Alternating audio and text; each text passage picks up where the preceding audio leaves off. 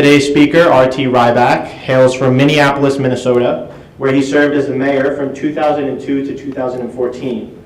He is a graduate of Boston College with a degree in political science and communications, and currently serves as the CEO and president of the Minneapolis Foundation, which aims to connect people, resources, and ideas to improve the community through the arts, civic engagement, economic vitality, education, the environment, and health. He has also served as a vice chair of the Democratic National Committee and executive director of Generation Next. And he's the author of Pothole Confidential, a successful memoir about his time as Minneapolis mayor and his quest for equality. Mr. Rybak will be signing copies of his book at the conclusion of the event, but for now, he will be joining us for a discussion entitled, Our Greatest Challenges Are Our Greatest Opportunities. He will discuss how our current environment is the ideal time for incredible progress in closing the achievement gap in education, reducing disparities across the board, and moving the country forward. Following Mr. Rybak's remarks, we're going to open up to a brief Q&A period from anybody in the audience. So when we get to that, there are microphones posed on either side of the room. You guys can just line up behind the microphones, wait for your turn to ask questions. We'll go back and forth from each side. So without further ado, please welcome Mr. R.T. Rybak. Thank you. I really am excited. I am a kid in a candy shop because for somebody who grew up being completely obsessed with politics, for somebody who has worked in political campaigns for most of my life and who was here before when I was campaigning for the guy named Barack Obama. I was the first mayor in the country to endorse him. To be here at St. A's and being here at the Institute of Politics is a big deal. You may not appreciate how important this place is, but for years and years I've been hearing about people coming here and speaking. So it's a big thrill for me. So thank you so much for inviting me. I want to make this as much a conversation as we can. I would like to, if I could, start off by reading a chapter from my book, Pothole Confidential, and then finish with another chapter on it. The first chapter is a little tough. It's a chapter that I think is relevant to today because unfortunately it's what happens when people are shot in a city. And it's not pretty, but that's exactly the important thing we should be looking at today. But at the end, I'll read one that's on the total opposite on the end of the spectrum. It's called Jesse Ventura and Two Drunk Firefighters, and that's about a very strange day in the city of Minneapolis. So I'd like to do that, and in the middle, just talk a little bit about why it's such a great time to be alive today, which, does that sound a little strange? Because today, and certainly this era, I think we have a lot of reasons that we should really be challenged. But I also believe this is a time when greatness is about to happen for our country and for us as a people if we do a few things right. So I'd like to do that if I could. So thank you so much for having me here.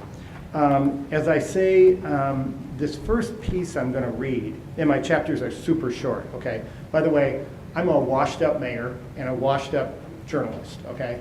So when I wrote this book, I had to figure out which of the two am I going to be. Now, people come here and talk about politics all the time. You've probably had authors come here who've written political books.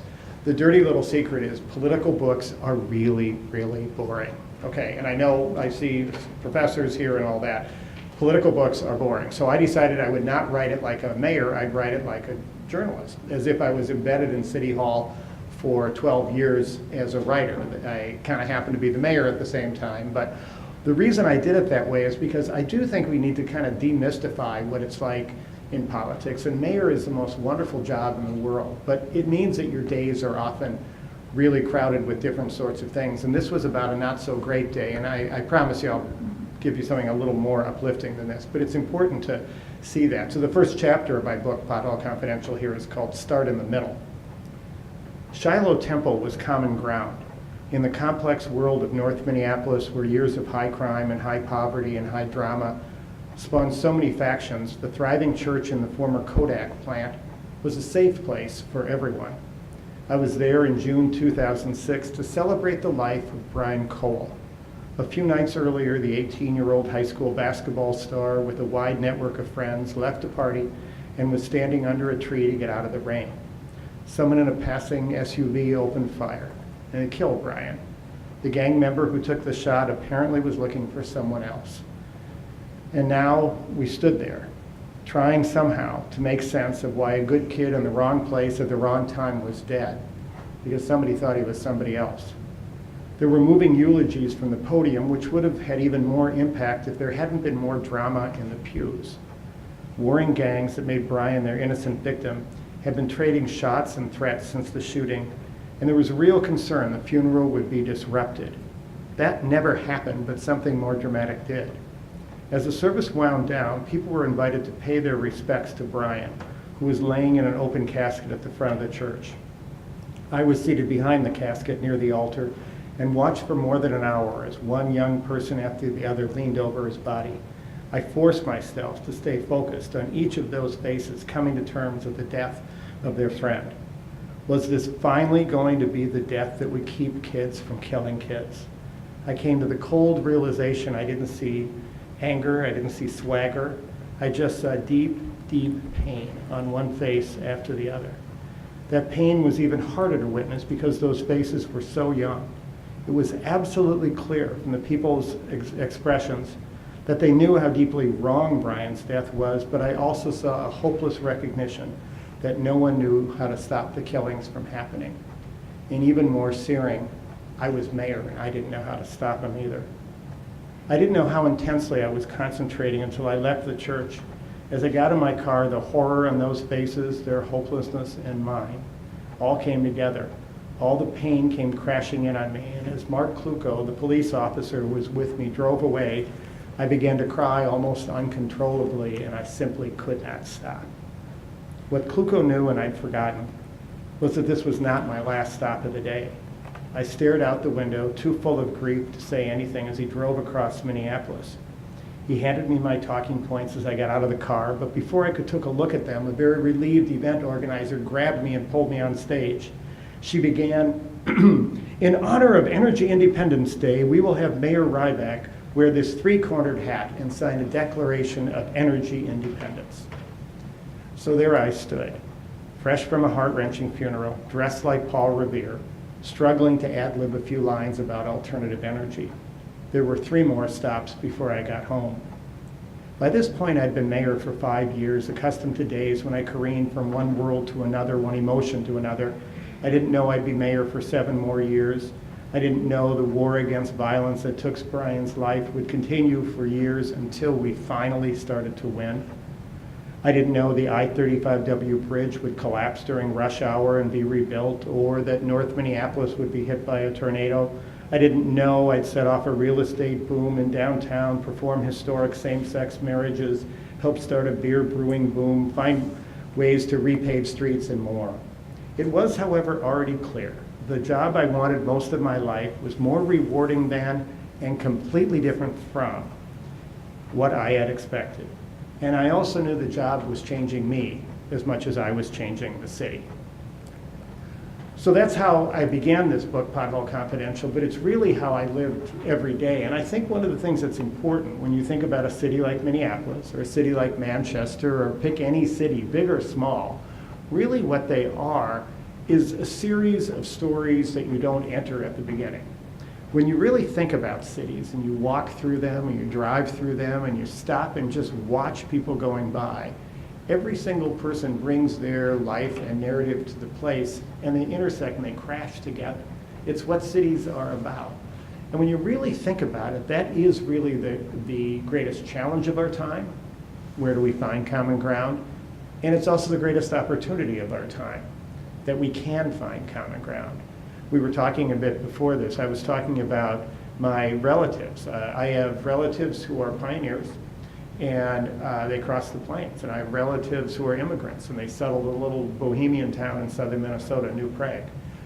And both of them had experiences that were about rugged individualists. You know, the American dream of the rugged individualist really does it all on their own, and they did. They crossed the plains 5 times, one of them did. But they didn't cross the plains themselves. They were in a wagon train. These rugged individualists, the core of the American dream, did it together. Those relatives, those incredible immigrants who came from another country and spoke a different language and started a store and started a family, and why I stand here today, they were rugged individualists as immigrants. But they didn't do it alone. The store didn't survive without customers. the barns and the farms nearby didn't go up by themselves. They did it in barn raisings. And that's really, when you think about when we come together, what is common ground, that's what cities are about. And if you don't believe that, I want you to look back in history a little bit. And this is all about the future tonight.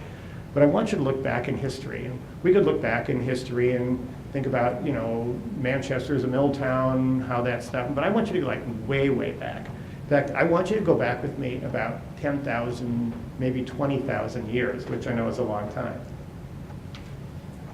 I want you to go back to the caves in France that I would see a few years ago. When you go to those caves in France, you look up on the wall and you see amazing things. Some of the most beautiful artworks you've ever seen. Now, I was raised with cartoons like the Flintstones. I was raised that cave people were people who were, you know, coming out of the caves and were barely not animals, and yet you look up on the walls and you see amazing art filled with emotion, and you think these were very developed people. But there's something really interesting about that art that tells us a little bit about cities today. It's the fact there wasn't a human being in any of those pictures. What they had were hoofed animals, the great flocks that were going across the areas there, and they held them in great reverence because the human beings who painted them were not the dominant creatures right then. They observed as these animals went, and these were larger than the human beings, and the human beings couldn't possibly catch them or do anything with them. But then something happened. They figured out that those amazing animals going by could be food, and the only way they could catch them is if 2 people, 3 people, 4 people, 5 people came together. And that's why we turned into the dominant creatures. They're no longer hoofed animals that are dominating the world. Humans really do, because we learned how to come together. That's what happened as the cave people came together and were able to become the dominant creatures then. And that's really where cities began. And the reason I give you that history is to say the most natural thing in the world is to find common ground. That's who we are as creatures. And why that's important is because, sorry about my throat here, what's important about that is that people often talk about cities like we have to fix them. Like sometimes we have to do something that's unnatural. Boy, New Hampshire, think about these great opportunities you had here with all these mills, and think about Manchester. Well, how are we going to fix the parts of it that aren't working? Well, the fact of the matter is, if you take any city, the most natural thing is to find this to be a place that brings people together. But it doesn't happen easily, right? Now think about cities for a second. Think about the fact that cities grew along where people took horse and buggy and then streetcars sometimes, and they grew up together where people could walk together.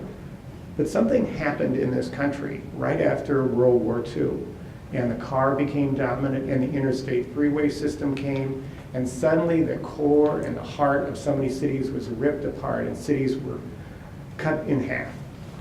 Now, my parents had a drugstore in the center of Minneapolis, and it was a place, interestingly, in a city that didn't have all that much racial integration yet, but it was a place where my father, a white pharmacist, depended on 2 doctors, Dr. Brown, Dr. Johnson, the 2 African-American doctors in Minneapolis, and their African-American clientele. The place my parents' drugstore was a place where I, as a white person, was economically dependent on African-Americans.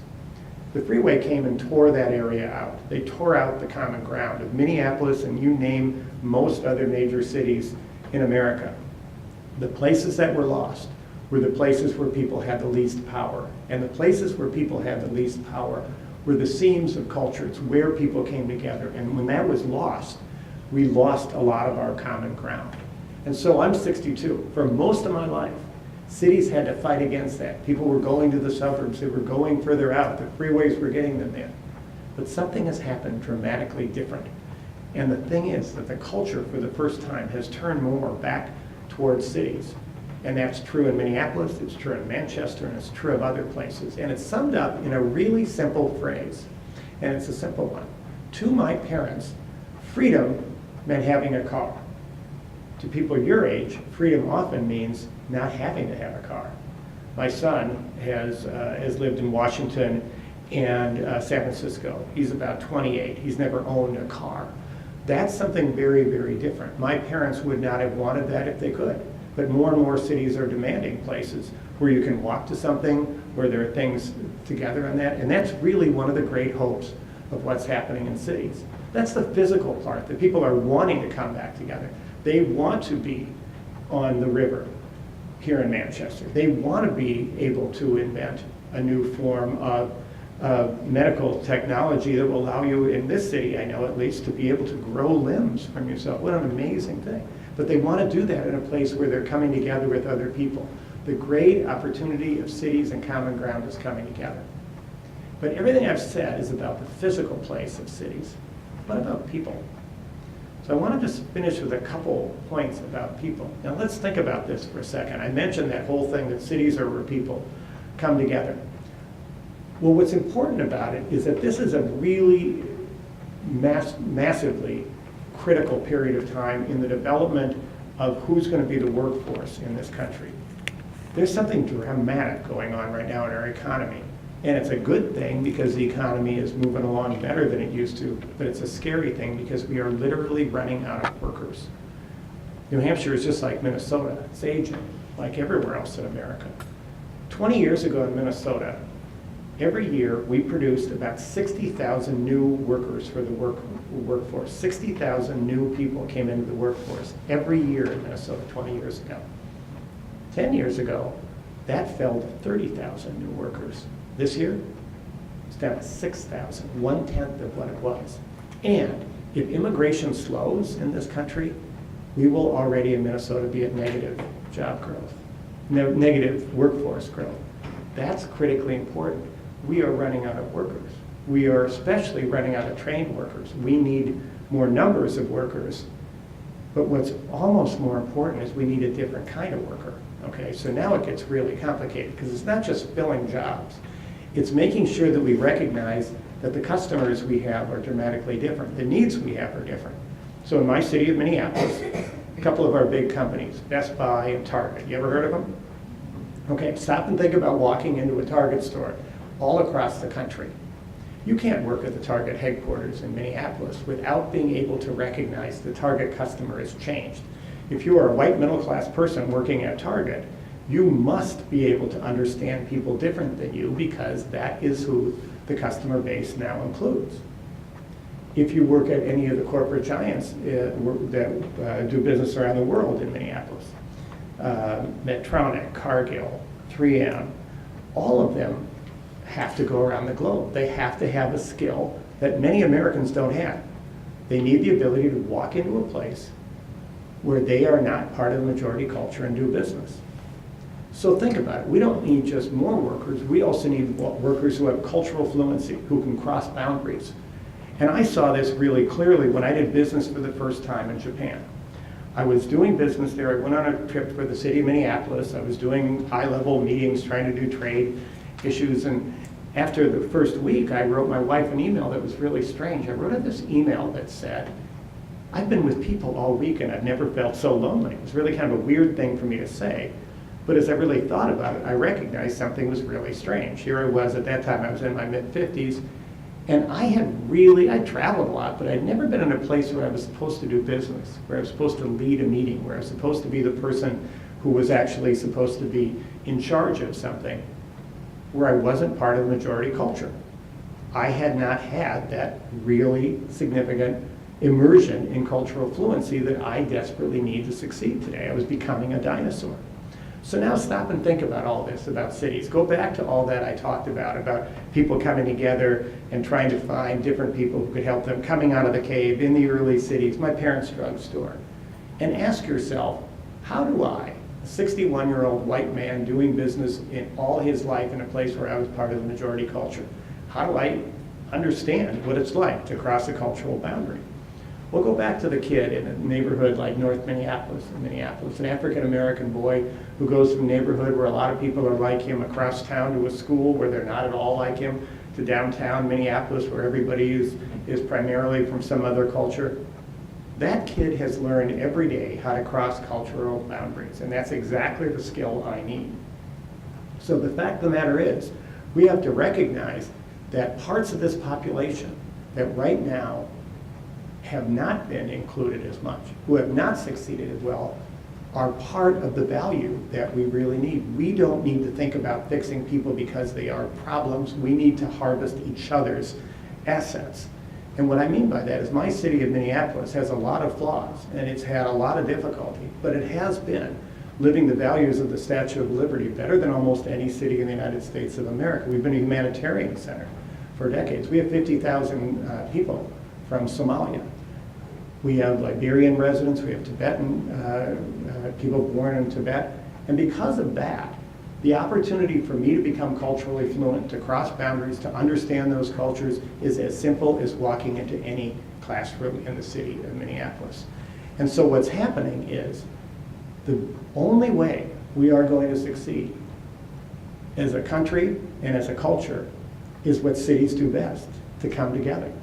It's a remarkable thing, and I want to illustrate that, and I'll open up for some comments on this in a second, but I want to illustrate it by using an example that I found when I was doing some work in between being mayor and my work now at the Minneapolis Foundation. I was leading an initiative called Generation Next, and we were trying to close some of the big gaps in the schools that are faced along racial lines.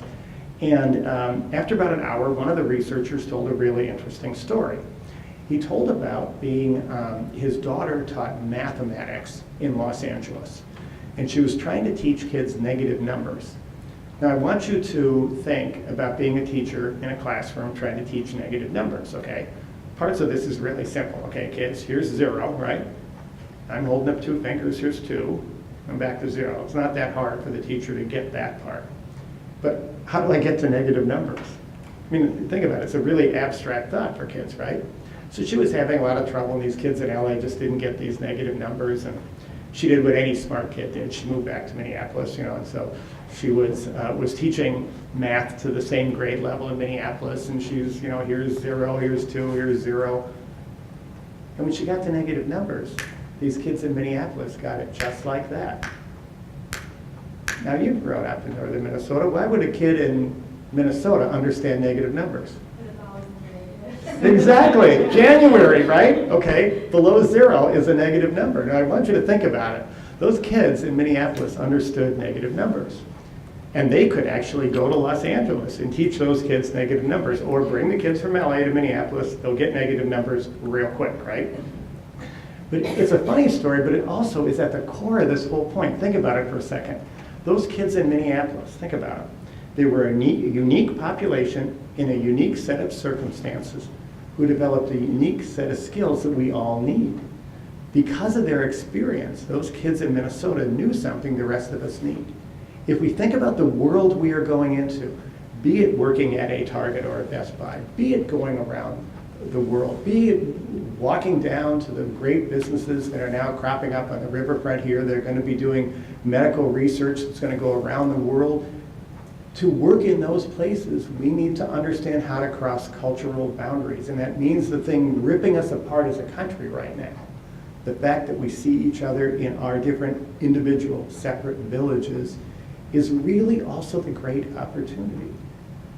This is a tough time. We are playing out in real time every racial division, every cultural division, every geographic division, and it is hard stuff. But we're turning over a big rock in this country.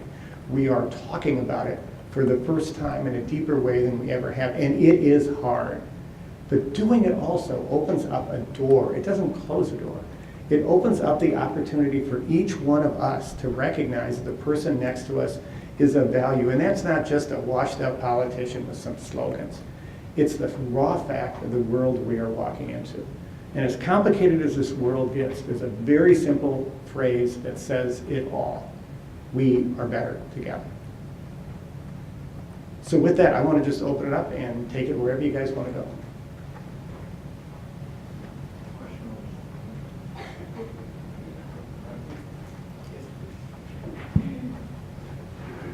My concern about our communities is sustainable jobs, healthcare costs, and affordable housing.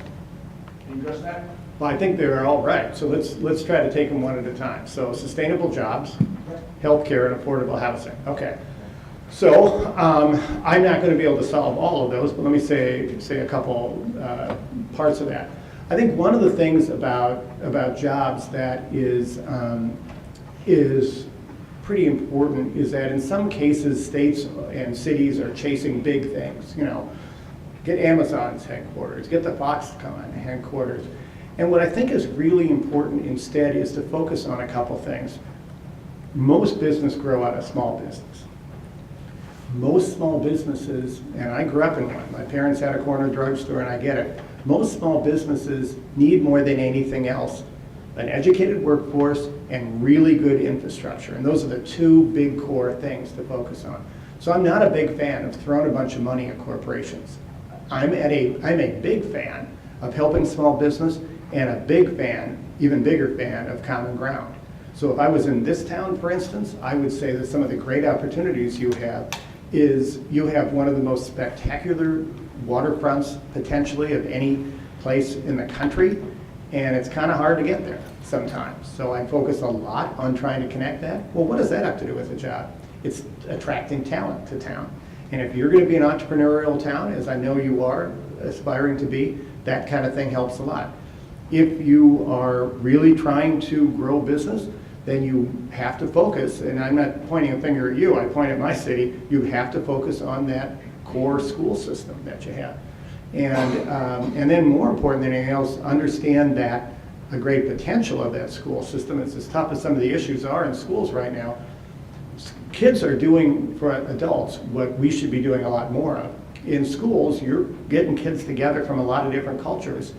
And the more that the curriculum and the attitudes of people is about trying to harvest the assets of everyone instead of separating them, the better. So that's quick what I work for. So I'll take just one more quick one on the issue of healthcare.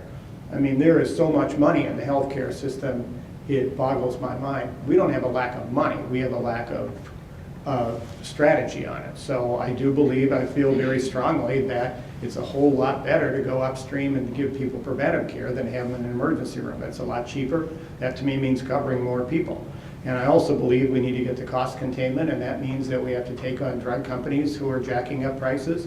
And we spend more for health care with lower outcomes than any part of the country. So anybody who thinks that we can accept the status quo, I think just doesn't understand the facts. Those are a couple.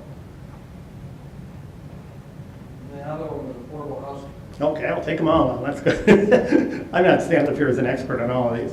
I spent a lot of time on affordable housing, but I can't say there's any single magic formula for the whole thing. I think, you know, one of the key parts of it is that we have to recognize that housing is an industry, and it's one of the biggest industries in the country. But there are times, and I'm a free market, super capitalist focused. I'm not super capitalist, but I'm very much focused on using the free market. But I do believe there are times when you have to step in and interrupt the marketplace. And what I mean by that is that there are times when affordability needs to be the intentional place. I don't think the public should be putting money into market rate housing. I do believe the public has a role in stepping up on affordable housing, which I did a lot of in Minneapolis. We created. Just a quick follow-up, and I'll just move on. You need affordable housing to attract skilled workers. Absolutely. Yeah, absolutely. You guys don't all have to ask 3 questions at once now.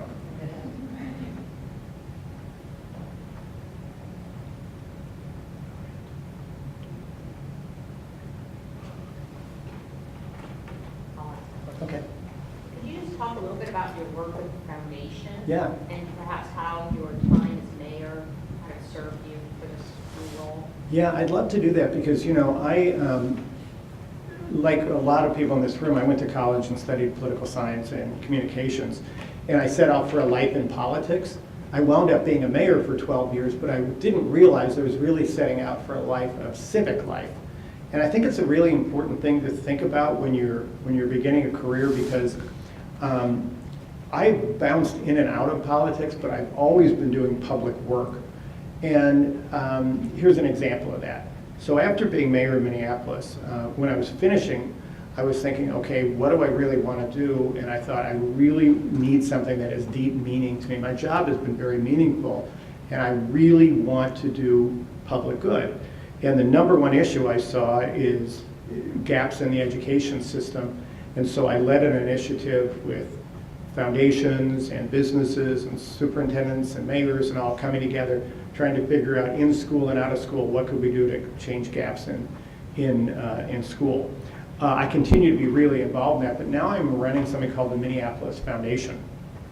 And there are foundations, and it's looking into philanthropy is a really interesting thing for you to do, but there are foundations around the country, and what they are, simplistically, they have a pot of money that somebody put together and they said, go out and do good things. Well, we do that, but we're the second oldest community foundation in the country, one of the second oldest. And what that means is that not only do we have a pot of money that people left 102 years ago and over time, but also individuals have opened up their own fund. They want to do something good. So it's from $10,000 up to many millions of dollars. And so now we control about $800 million in assets. And every year, the people who are part of our foundation put out about $60 million a year, and I don't get to control any of that. What it is, imagine that all of you had an account, and one of you had one for $10,000, and one of you had it for $25 million, and it was all over the map on that. My job is to work with each one of you and think about what are some common things we need to do together in the city. And I really love that. So we decided that the things we are going to focus most on are education and economic vitality and civic engagement. And our donors also focus a lot on the environment, on health and wellness, and on the arts. And I think all of those do great work. New Hampshire has an outstanding community foundation, and its leader is terrific, and it really inspired me and taught me a lot about it. And I know that one of the big bodies of work he's working on is the opioid and heroin issues, and which is obviously critically important. And in fact, we were just at a meeting of community foundations from around the country, and he was really giving us a great background on some of the really good work going on here. I know it's a really incredibly serious issue here and everywhere, but it's the opportunity with community foundations to take an issue like that and really move forward. And so I encourage you to kind of look at that too, but more than anything else, just recognize there are many, many ways to do public work. And I believe public service is very much running for office. I believe a teacher is part of public service. I believe a volunteer in a campaign is a part of public service. I believe people who do cleanup work on riverbanks is public service. And you know, life is pretty wonderful. There's some phenomenal things you can do for a job, but I think having a rich civic life is probably the most rewarding thing I've ever had. Tell me some of the toughest things you guys see in politics right now, especially some of you students who are younger. What worries you? Go ahead. I think one of the toughest things I find is just what you mentioned about the common ground.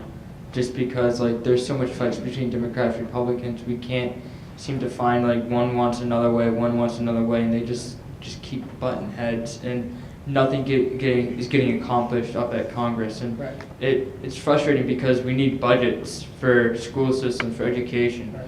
You know, what's happening with healthcare right now? We don't even have a healthcare bill. Right. You know, we had Obamacare, but that's gone now. What's going to happen It's with not that? known, but yeah. Yeah, well, you know, I think that the one thing I just want to give you as somebody who's been, you know, through this a little bit more is do not accept this as normal. Okay, this is not normal. And forgetting party and all of that, when politicians are not delivering, they need to be removed from office, okay, period. And I believe that when we're in these periods of time where somehow the same thing keeps happening and you fall into the pattern of just thinking that's acceptable, this is not. So I think one of the things to do is to engage in the system. Isn't that weird? I mean, I want to run kicking and screaming from politics right now like nothing. But I think you need to be disruptive within it, and you need to break with your party sometimes and do all of that. I mean, I wound up with a really difficult situation a couple of years ago. I was the first mayor in the country to endorse Obama, so it was good enough to put me on as the vice chair of the Democratic National Committee. And so that was great, I did that job, but as time went on, I got to the point where I thought the chairman, Debbie Wasserman Schultz, was doing wrong. Not criminally, but I think professionally, and I don't think she was, in the meetings we'd have and all that, it was pretty clear she was tilting toward Hillary Clinton and not to Bernie Sanders. I was neutral in the race. I didn't thought my job was to be neutral, but I saw the chairman was biased. Well, that's pretty hard because he's the National Party and all this, but I went out in public and I criticized her and I got hammered. People I deeply respected really nailed me, and said I was doing wrong and all sorts of things. Well, I was, essentially a whistleblower in that situation, and I think you have to do that. And, can I make a partisan statement, or is that?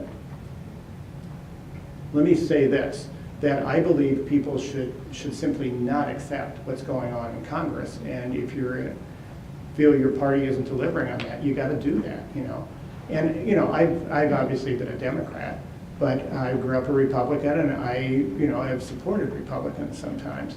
It's just, we've just got to get over this, but this is wrong right now. So just do yourself a favor and make yourself unbelievably uncomfortable by going sometimes and disrupting things. And it's kind of surprising how liberating it is sometimes. Yeah. Thanks for asking that. What worries you? Is this a comfortable time? You go on the internet and read. Are you excited about the future? Okay, what worries you? Believe me, I understand. I don't think you should be. Terrorist attacks? What's that? Terrorist attacks? Terrorist attacks absolutely do, I think that's a really, really complicated one. I'm not somebody who can stand here on the day when we've had the worst mass shooting in this country and say you should feel comfortable. I don't. I was in a really tough situation as a mayor when there were shootings, and I cover this a lot in the book, about how do you answer the question, is it safe? Well, it's never safe enough, and it's safer than it could be. How do you answer that question? So right now, how do we think about all this? So, I like to get at root causes sometimes. I put something up on my Twitter feed that was from Vox. It was a really interesting thing. It was just the facts, just like some graphs about guns, what do we understand and not. It's not partisan, it's just facts. And I think sometimes you just need to sort of go to facts. And one of the biggest challenges we have right now is people don't agree on facts. Okay, that's a problem, but there are certain things that are absolutes. So I encourage you, for instance, to look at that for a second and dissect that. What can I do as part of that? This is a really, really terrifying period where you can't see what's next. You know what it reminds me of? It reminds me of when I was about 6 years old, and 5 or 6, and the Cuban Missile Crisis was on.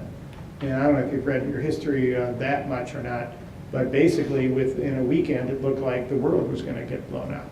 And during that whole period, we would go beneath our desks. They teach us to go beneath our desks in case of a nuclear attack, which gave you great comfort until you think about it. Really? There's a nuclear attack and I'm under the desk? That's not going to solve anything. But somehow we figured out a way in this country to solve it. In the middle of this huge youth violence thing that I wrote about a little bit in here, someone came, I brought her into town. She was this expert in youth violence, and I thought she was going to give an answer to all these people who were afraid, And so she comes in, and she's a professor from Harvard, and I'm in this community meeting of some pretty tough people, and she begins talking about dueling, okay? And I practically slid under the table. Dueling like in the old, or with guns and dueling. So I'm thinking, oh my God, this is the stupidest thing I've ever done as mayor, and people are looking at me and saying she's talking about dueling. But then she kept talking about dueling. She talked about Hamilton and how he died and all this sort of thing. And all of a sudden I understood where she was going. She said, at a point in this country, 2 of the highest leaders in this country solved a problem by dueling.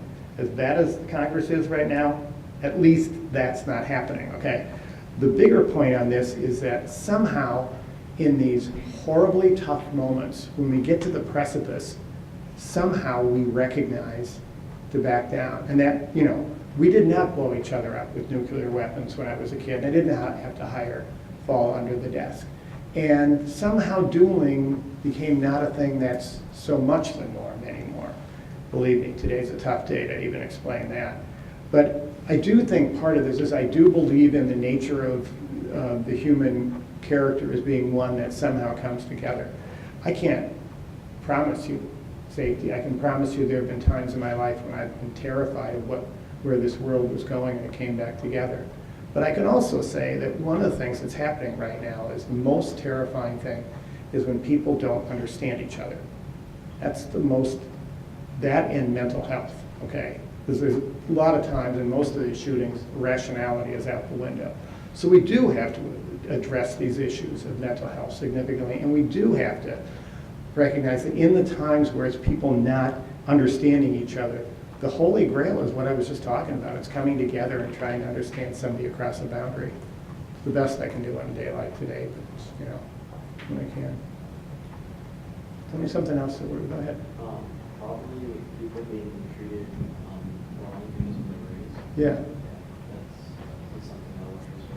People being treated wrong because of their race. I get that. You know, one of the things that, think back to the way I was talking about all this, okay?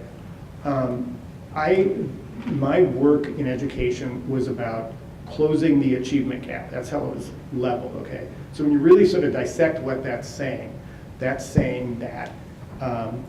that the white majority needs to work to help everyone else catch up to quote unquote where we are at. Okay, there are, if you look at outcomes in education, sadly that's a lot of it, but achievement gap really, is that just because kids of color aren't working as hard, they aren't achieving as hard? No, that's not the point. There are multiple issues in that. There's mobility, there's racism, there's tons of other stuff. You have to unpack all that. So it's really not an achievement gap, and it's really not a one-way street, as wonderful as it is to say that one group's going to help another. What we've really got to understand is it's a two-way street, that with those huge gaps that we have in many places, like a reading score for an African-American boy is not as high as a white boy right now. That's got to be fixed, and the cultural fluency of that white boy is nowhere nearly as high as that African-American boy. Those two things need to come together. It is a two-way street, and we also have to get at what are some of those endemic pieces of that.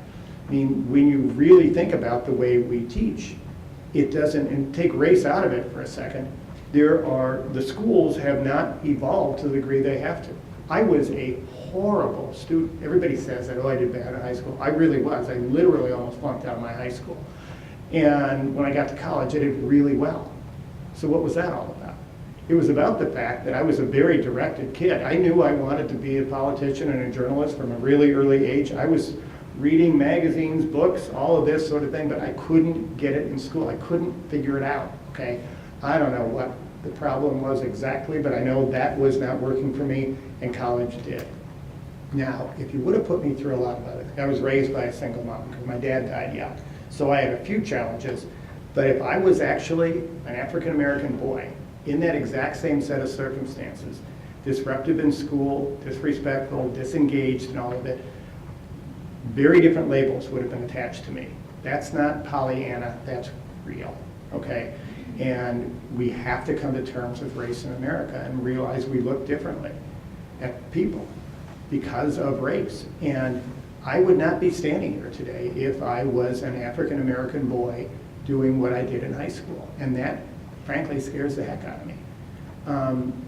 That's something that should shock us and upset us, but it should also be something that should say we know how to fix that, because it's back to that core issue. We are better together. 1 + 1 is 3. That's what cities are, what people are. So yeah, it should scare you, but it should scare you to action. We're turning over a rock in America. We're asking tough questions. It's a lot better than it was 10 years ago when we tried to bury it. Yeah. Hi. Yeah. Thank you for coming to speak with us tonight. I think what concerns me most, as much as I love to focus on American politics, I think what concerns me the most about our country is where we're going internationally with our relationships with our allies, and especially what may happen in the upcoming weeks or days or even months in terms of who will back us if we go into a war with another country, or if there's some sort of outbreak of conflict. especially with what's going on with North Korea, with Russia. So that's what I'm really concerned about. Well, I'm with you on that one. It's a really complicated period on the globe. And the fact of the matter is, think about what happened after World War II, okay? Germany and the United States were not on the same side, and Germany was decimated by the war, and the United States, through the Marshall Plan, went to somebody who was very aggressive and did some heinous things, and found some way to come together and help rebuild Western Europe. That was a good thing to do. It was super smart because it rebuilt one of our core markets. Same thing as Japan. These are alliances that became the cornerstones of a period of peace and prosperity in the world, because somehow we figured out a way to look at not only what was the right thing to do, but the smart thing to do, which is to come together and build alliances. To have those challenged right now by the president is scary to me. It's also important for us to realize beyond that, that the growth in the globe is shifting to the east. And we need to recognize the Pacific Rim, and not only China, but many other countries, the market is growing really quickly. This is a period of time where globalism is a very scary term. I happen to believe we need to be deeply engaged in the globe right now, because it is literally impossible to do work in the future without it. I'm sorry to keep going back to this super exciting research that's going on here there's a better word than growing limbs, right? Somebody give me the term here. Regeneration, thank you very much. So stop and think of it. Let's say this company takes off here. Regeneration, right here in Manchester. That could be a huge industry, okay? I live in one of the biggest medical device parts of the world right now in Minneapolis. Well, they do business all over the world. That will not be able to grow past much unless it can do business around the globe. That means you not only need these culturally fluent workers, but you need peace around the globe. And we need to recognize that being engaged with trading partners matters an enormous amount. It's not just for big global headquarters. It's for the bike company in Minneapolis, the sailboat company in Minneapolis. They're doing global business. You know, so what we need to really recognize is that it's really important right now to see beyond country, okay? I'm an incredibly proud American, but I do believe we need to be global citizens. I believe when our leaders are kind of having some challenges right now, we have to be extra intentional about being global citizens and global diplomats. And so when you happen to have the opportunity to travel, when there happens to be someone who comes here from somewhere else, when you're interacting on social media, I do believe we need to each of us be an ambassador right now. And that's really the way things happen, you know. If there are parents in a family, on a block who are fighting, the kids are often still playing with each other. I know it's a weird analogy. I don't consider myself a child of my government, but I do believe that's the only analogy I can come to for the fact that citizen diplomacy right now is hugely important, never been more important. And this will pass, I do believe, because economically it has to, but in between there, I think we have to be engaged.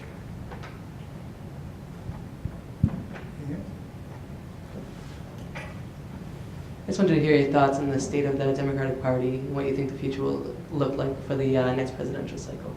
Yeah, well, I think we're coming into a cycle where the Democrats should do well in the House of Representatives. There's some really good candidates running. There was some sort of really interesting research I looked at, I think it was yesterday, where they looked at the number of candidates who have filed for this upcoming congressional race.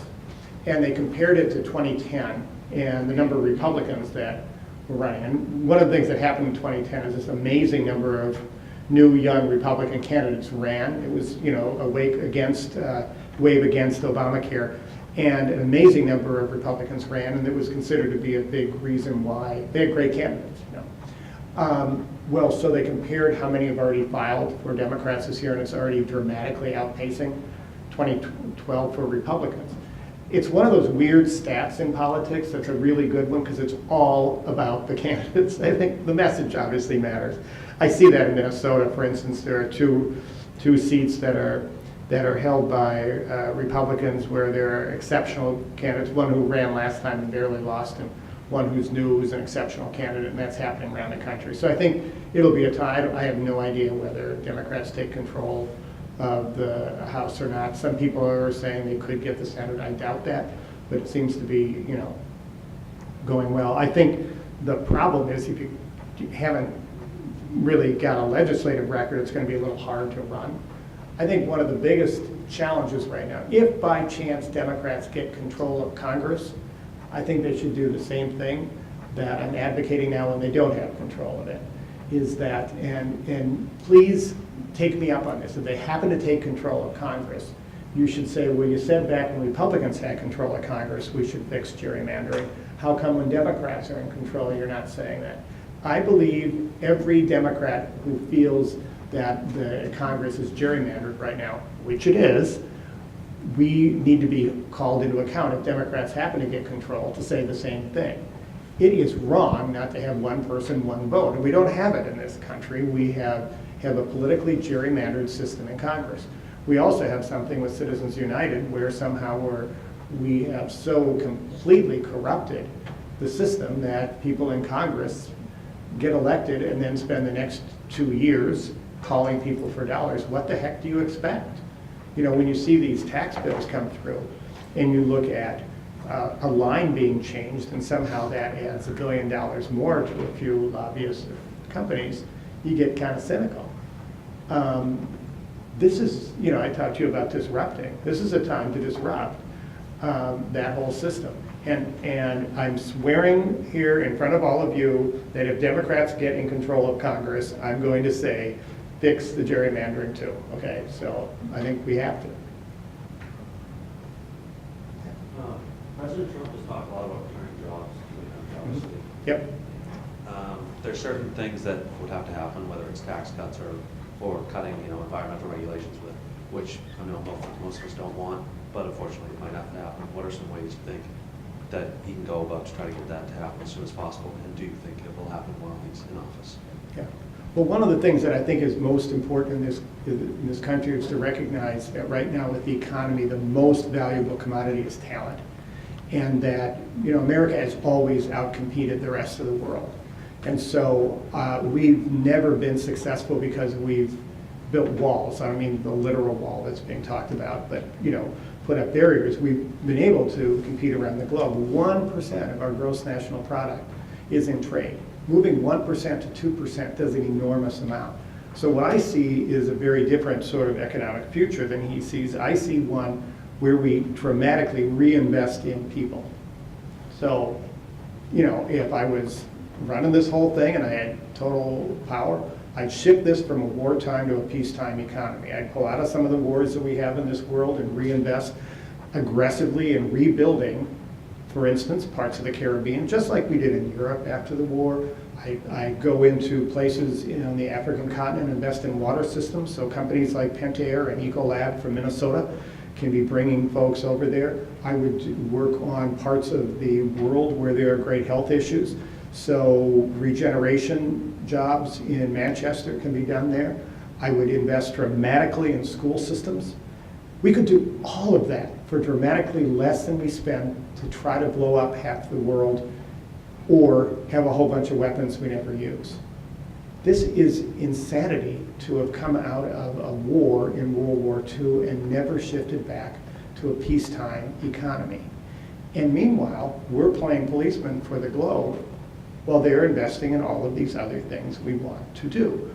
The single best way that we can police the globe is to give prosperity and peace together. And I think that happens if you really work on building things up and not bombing them. Do you really want to be known as the stockpile of weapons for the world? I don't want that. I want to be known as a place that brings health and education to different places. So this isn't to me as simple as saying, we'll erect a trade barrier and somehow magically jobs will come back and that mill on the river in Manchester is going to be working again. That's not the way it's going to work, And I'd love it to be. I'd love there to be all sorts of jobs like that in Minnesota. But the economy in the world is surging forward because huge parts of the world are industrializing and changing, and the standard of living is raising, the markets are out there. 1% of our gross national product goes to trade, okay? We have a huge market out there. So don't try to shut off our markets from the growing parts of the population. Make this a peacetime economy that invests in people and peace, and we'll have prosperity. That's my vision. You know, I'm not going to win me a popularity contest, but I guess that's not what I'm trying to do right now. Okay? Well, good. Time for one more. Yeah, let me just take one more. Okay, one down here and then I'll go there. Go ahead. Earlier, you said that what's happening in Congress is not normal. What would be normal, and what should young citizens expect from their government? Yeah, good. Thank you. The question is, I said earlier, what would be normal in Congress? Well, I think one of the things that would be normal would be for Democrats and Republicans to go to Congress and recognize they're Americans, okay? And what that means is for people to try to solve problems together. I do believe it is not normal to try to get a Supreme Court justice with, you know, a minimum of votes, try to pass health care through basically a loophole that means you only have to have 50 votes. I think the idea is to be able to find out what you agree on and what you don't, and demand that they actually get something done. There's really not been a meaningful piece of legislation that's been passed in the entire year. All this drama out of Washington, nothing has gotten done. That's not normal. And I do think it's important to recognize you can do big things. The first year of the Obama administration, the auto industry was saved, banks were deregulated, the Recovery Act was passed, and I think that's a partisan statement. First year of the Reagan administration, huge numbers of things happened. You can do a lot. We pay so much for government, we may as well get something in return, right? So number one, demand that people get things done. Have them break with their parties. Have them find some way to actually say something nice about somebody who's not part of the same party. Bob Corker, Republican, retiring from the Senate. We came in as mayors together. That's a really good person. I think we need to have more people like that who can cross some boundaries. And, you know, I think if you want to model that, try to find somebody on this campus you don't agree with. Walk up to somebody who looks different, okay? Somehow try to find common ground. The one time you do that will be one time better than almost anybody in Congress has done this year. So that's how you're going to model a better world, I guess. Take the last one. Hello. I grew up in a small town called Bedford, like 5 minutes from here. Yep. And I see a ton of Goffstown students right in front of me. So when you're coming from towns like Bedford and Goffstown, and then you're right next to Manchester, you see all the crime and drug problems. Why would a city like that appeal to us when I guess we haven't experienced many things like that so far? Yeah. Well, it's really true that sometimes cities can be a scary place, and I know you've had some challenges like that. There's absolutely no doubt about it. I think there are some solutions to that, but I think one of the things is there's nowhere to hide anymore. Certainly, let's take, you know, one of the issues that I understand is driving some of this is the opioid and heroin issues, and that's in your town too, I'm really sorry to say.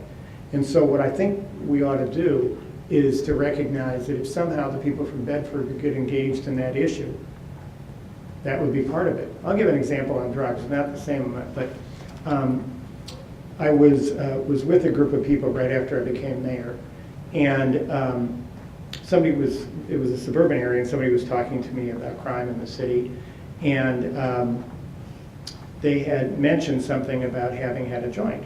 Just these middle-class people in the suburbs had mentioned casually they had a joint of marijuana, you know, and then they were complaining about crime. And I said, okay, look, I'm not going to make a value judgment. I, by the way, happen to believe we should legalize marijuana. But the fact of the matter is, what they were doing was by buying, anybody who bought marijuana in the city of Minneapolis during that time, that eventually went back to a gang in North Minneapolis that was involved in killing kids. And I said, by benignly buying that marijuana, you put a bullet in the head of a kid in North Minneapolis. Own that. That probably is part of the ecosystem of drugs in this region too. And it's a really unfortunate thing, but we've got to get really real with all this. I personally believe that what we should do is to legalize marijuana, tax the hell out of it, use it for extremely aggressive education programs. I understand there's not really an education program in Manchester schools right now about opioids and heroin. I may be wrong on that. I've been told that. If I'm wrong, correct me. But how aggressively did you hear about that in high school? Kind of like kept it basic but like I'm sure if I went to a Manchester school, I probably would have heard about it. But yeah, nothing in Bedford. So if you think about it, I think what we ought to do is to just get honest and real with each other about this. Like marijuana for decades has been illegal and people have looked the other way. I think the most dangerous thing is decriminalization, because what that does is the illegal folks are still making money and nobody's cracking down on them. Let's bring this all out in public. Let's educate the heck out of people. Let's do a lot on treatment programs. Let's get real about this. And the one way to bring dollars into that would really be to stop having the dollars go to criminals who are killing kids. And part of that is just recognizing that some of these things that have seemed to be impossible to do and all of that, you're coming into an incredible world where you can do all of this. I personally am not prepared to leave you with the mess that's here, which is why I'm just warming up here. I'm going to keep working on this stuff, but I do think that it would be really great for you to dedicate yourselves to doing one deeply disruptive thing like that, like something else that does that. You could instead choose to say, I'm never going to Manchester. I'm going to hang here in Bedford, and it will be in Bedford, okay? That's the fact of the matter. And the good opportunity you have is Bedford will never be what it can be economically unless those mills down in the river become the incubators of the new innovation. That means a lot of those workers live right down the street from you in Bedford and make the Bedford schools better. You can't run from anything anymore, okay? But we can run to it, and we can take on tough problems. And I think the people here in this incredible school with this great education you're getting are big enough to do it. So I look forward to seeing what you're doing, but I'm not going to sit back and wait. I got a few decades left, and I hope to see you join me out there on the front line. So thank you all very much. Really fun to be here.